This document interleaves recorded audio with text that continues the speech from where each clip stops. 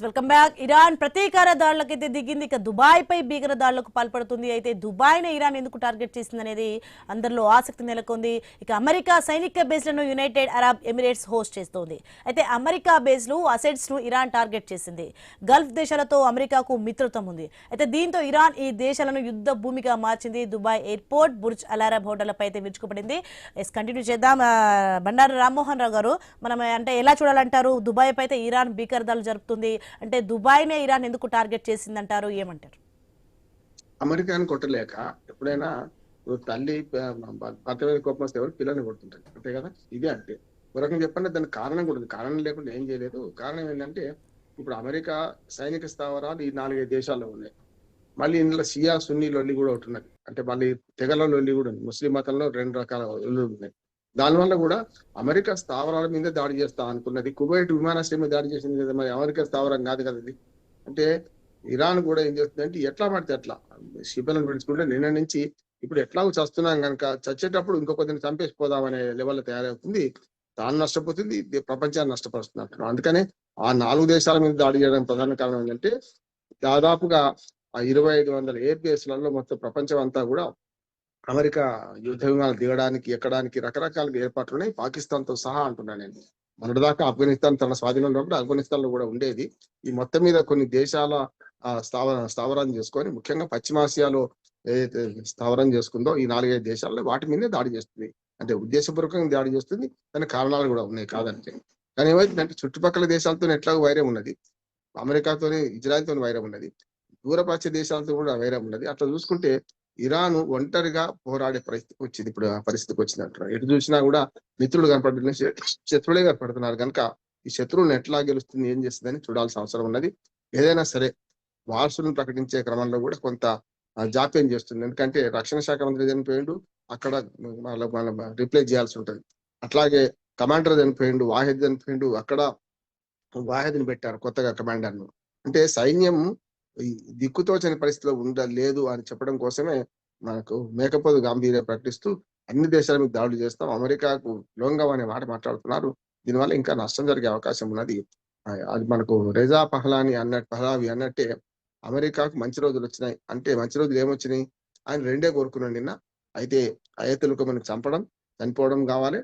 రెండోది ఈ ఇరాన్ యుద్ధంలో గెలవక అంటే యుద్ధంలో ఇరాన్ ఓడిపోవడం జరగాలనుకున్నాడు. ఇప్పుడు రెండోది జరగాలి. ఒకటి జరిగింది, అయతులకమైన మరణాన్ని కోరుకున్నాడు రెజా పహలావి యువరాజు. అంతకుముందు కూడా 40 ఏళ్ల క్రితం వాళ్ళ తండ్రి మీద మన ఇస్లామిక్ రెవల్యూషన్ అని చెప్పి ఇదే అయతులకమైన పోరాటం చేసి గెలిచి వచ్చారు. అట్లాగే ఇరాన్ లో కూడా 2 తెగలుగా తయారైనాయి. ఇరాన్ లో కూడా పరిస్థితి ఏంటంటే ఆమె అయతుల ఖొమైనీకి అనుకూలంగా ఆందోళన చేస్తున్నది, వ్యతిరేకంగా మన ప్రజాస్వామ్యం గెలిచింది, లాభం లేదని చెప్పి ఇప్పుడు ఇక ముందు మేమే స్వతంత్రం అని చెప్పేసి ఇంకో వర్గం కూడా పోటాపోటీ పడుతుంది. ఇప్పుడు అంతర్యుద్ధం కూడా వచ్చే అవకాశం ఉందని నేను అనుకుంటున్నాను. ఎందుకంటే ఈ 2 వర్గాల మధ్య పోటీ జరుగుతుంటే అంతర్యుద్ధం వచ్చే అవకాశం ఉంది. అన్నిటికంటే మన భారతదేశం మనకి ఏదైతే జమ్మూ కాశ్మీర్ నాయకుడు మాట్లాడిందో దానిలో కూడా మనం ఒక అర్థం చేసుకోవాలి. ఐక్యంగా ఉండండి, ఎప్పటికైనా సరే తీరిపోకండి అని ఒక మాట అన్నారు. దానికి కారణం ఏంటంటే షియాలు సున్నీలను విడిపోయి మీరు అమెరికాకు దాసోహం అంటున్నారు, లేకుంటే వ్యతిరేకం అంటున్నారు. ఈ 2 కారణాలతో మన ముస్లిం సమాజం నష్టపోతుంది అనే అంతర్లీనమైన ప్రకటన మనకు ముఫ్తీ మహమ్మద్ సయీద్ కనపడుతున్నాడు. రామ్మోహన్ రావు గారు, మొత్తం మీద మనం చూసుకుంటే అంటే ఈ విధంగా క్రూరత్వంగా జరుగుతుంది, ఇరాన్ ఈ విధంగా చేస్తుంది. నెక్స్ట్ ఫర్దర్ గా వీళ్ళు కూడా దుబాయ్ వాళ్ళు ఏమైనా చేసే అవకాశం ఉందా? అండ్ అలాగే అంటే వీళ్ళు ఎయిర్పోర్ట్లను అయితే ఎంచుకున్నట్లుగా తెలుస్తుంది. ఇంకా నెక్స్ట్ వీళ్ళు టార్గెట్ ఏమంటారు? చచ్చేవాడు ఏం చేస్తారంటే తాను చస్తాడు, ఇంకోటి చంపేద్దామని ప్రయత్నం చేస్తారు. అదే మొండి ధైర్యము ఇప్పుడు ఏంటంటే ఎటు దిక్కుతోతుంది. ఎందుకంటే నాయకులు చనిపోయారు, 1,00,000 మంది చనిపోయిండు, అసలైన నాయకుడు చనిపోయిండు. గతంలో అయాతుల్ ఖొమైనీ వెంబడి ఉన్న 8 మంది నాయకులను కూడా ఇజ్రాయెల్ చంపేసింది కదా, గతంలో చూసాం కదా మనం. కనుక యుద్ధం ముగియలేదు. ఇది ఎటువైపు దారితీస్తుంది అంటే ఎడాపెడా వాయించే ప్రయత్నం జరుగుతున్నది. ముఖ్యంగా దుబాయ్ నుంచి మొదలుకొని 4 బహ్రెయిన్ కానీ, కువైట్ కానీ, లేకుంటే యుఏఈ కానీ వీటి మీద దాడులు చేస్తుంది కనుక వాళ్ళు కూడా దాడిలో పూనుకోవాల్సి వస్తుంది కదా. అంటే ముప్పేట దాడి కాదు, ఇప్పుడు 5 రాష్ట్రాల నుంచి 5 దేశాల నుంచి దాడి ఎదుర్కొంటుంది. అమెరికా దూరంగా ఉన్నా, ఇటు ఇజ్రాయెల్ దూరంగా ఉన్నా కూడా పక్క దేశాల నుంచి ఇప్పుడు ఒక రకం వాళ్ళ మీద దాడి చేసి ప్రమాదం మరింత కొని తెచ్చుకుందని నాకు అది అనిపిస్తున్నది. ఇందులో 2 తెగల విషయాల్లో కూడా ఒక క్లారిటీ రావాల్సిన అవసరం ఉన్నది. ఇరాన్ లోనే అంతర్యుద్ధం వస్తే ఎట్లా ఉంటుంది అనే సమస్య ఒకటి వస్తున్నది. ఒక దేశంలో నాకు అనిపిస్తుంది ఏంటంటే ఇప్పటిదాకా వెనిజులా అధ్యక్షుడిని ఎట్లాగూ లిఫ్ట్ చేశారో అట్లా చేస్తారని నేను నమ్మలే, చేయరని చెప్పాను. అంటే లిఫ్ట్ చేసే మంది అక్కడే చనిపోయాడు, తన జన్మభూమిలో తను చనిపోయాడు. ఇప్పుడు వాట్ నెక్స్ట్ అంటే అమెరికా చేసే పని ఏంటంటే యుద్ధాన్ని ముగించే క్రమంలో చేతులెత్తేస్తారా లేదు చూస్తారు, లేకపోతే మాత్రం యుద్ధాన్ని ముగించే క్రమంలో ఇంకెవరు అడ్డం వస్తే వాళ్ళను లొంగ తీసుకుంటారు.